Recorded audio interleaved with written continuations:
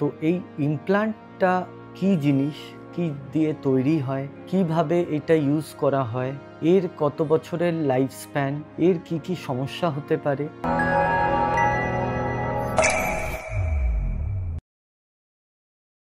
তো অনেকেই silicon implant জিনিসটা দেখতে চান, অনেকেই সিলিকন ইমপ্ল্যান্টটার ব্যাপারে জানতে চান। অনেক প্রশ্ন আমার কাছে ইনস্টাগ্রামে, ফেসবুকে, ইউটিউবে আসে সিলিকন ইমপ্ল্যান্টের ব্যাপারে।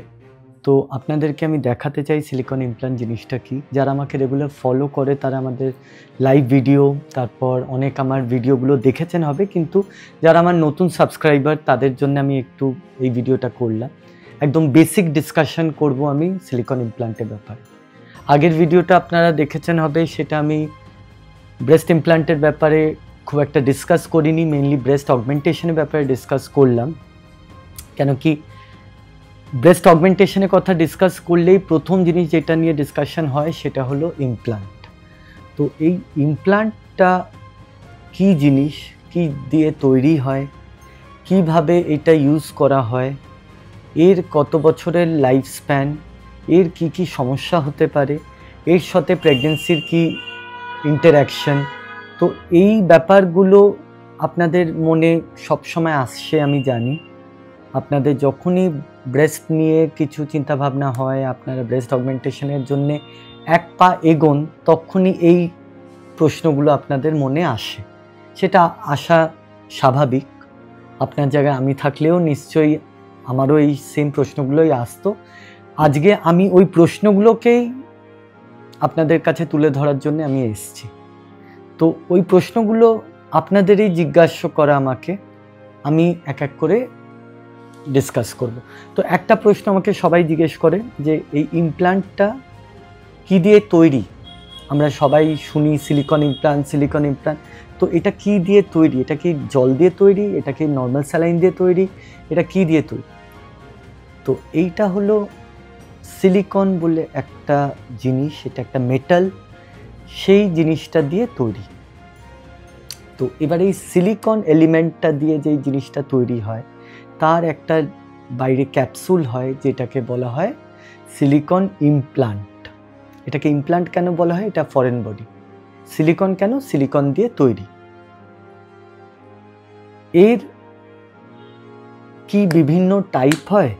হ্যাঁ, নিশ্চয় বিভিন্ন টাইপ হয়। যেমন আপনি এটা দেখছেন টেক্সচার্ড, আরেক রকম হয় যেটা স্মুথ,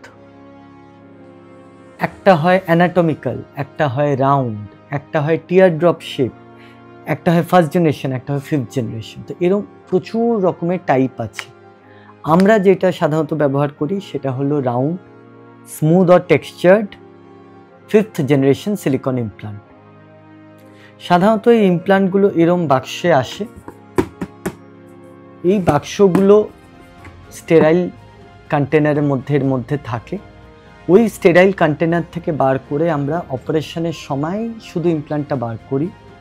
একটা ছোট্ট 3 থেকে 4 সেন্টিমিটার কাট করে আমরা ইমপ্ল্যান্টটাকে স্কুইজ করি। এই হলো পুরো সার্জারিটার ব্যাপারে। এইবার আমি ডিসকাস করব এর কি কি সাইড এফেক্ট আছে। দেখুন, যে কোনো সার্জারির সাইড এফেক্ট থাকতে পারে, তেমনি এই সার্জারিরও সাইড এফেক্ট আছে। মূলত এই সিলিকন ইমপ্ল্যান্টটার কিন্তু আলাদা করে খুব কিছু সাইড এফেক্ট নেই। একটাই ভয় থাকে ইনফেকশন, যেটা যে কোনো ইমপ্ল্যান্টের ক্ষেত্রে ইনফেকশনের একটা ভয় সবারই থাকে। কিন্তু যদি আপনি আপনার ডাক্তার ভালো চুজ করেন, যে এই সার্জারিটা রেগুলার করছে, যার সুযোগ সুবিধে ভালো, যার ইমপ্ল্যান্টের কোয়ালিটি যিনি ভালো ব্যবহার করছেন, সাধারণত তাদের হাতে ইনফেকশনের রেটটা একটু কম হয়। এছাড়া এর সাইড এফেক্ট বলতে গেলে দেখুন, একটা জিনিস হয় যেটাকে বলা হয় কন্ট্রাকচার, ক্যাপসুলার কন্ট্রাকচার, যেটা যে কারুরই হতে পারে, কিন্তু সাধারণত কিছু বছর পর হওয়া শুরু হয়।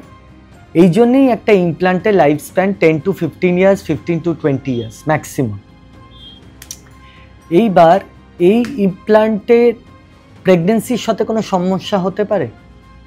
No, no.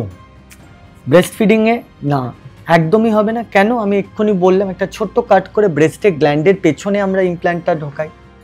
তাই জন্যে কোনোদিনও ব্রেস্ট ইমপ্ল্যান্টের সাথে breast feeding, pregnancy, sexual activity কোনো সমস্যা হতে পারে না।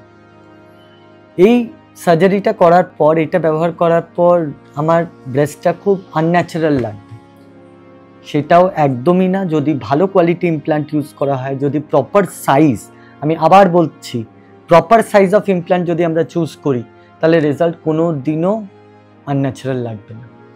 আমি এই সার্জারিটা মাসে 20-25খানা মিনিমাম করি, আমার কিন্তু রেজাল্ট খুব আনন্যাচারাল আসে না, মনের মতনই রেজাল্ট আসে। কেন?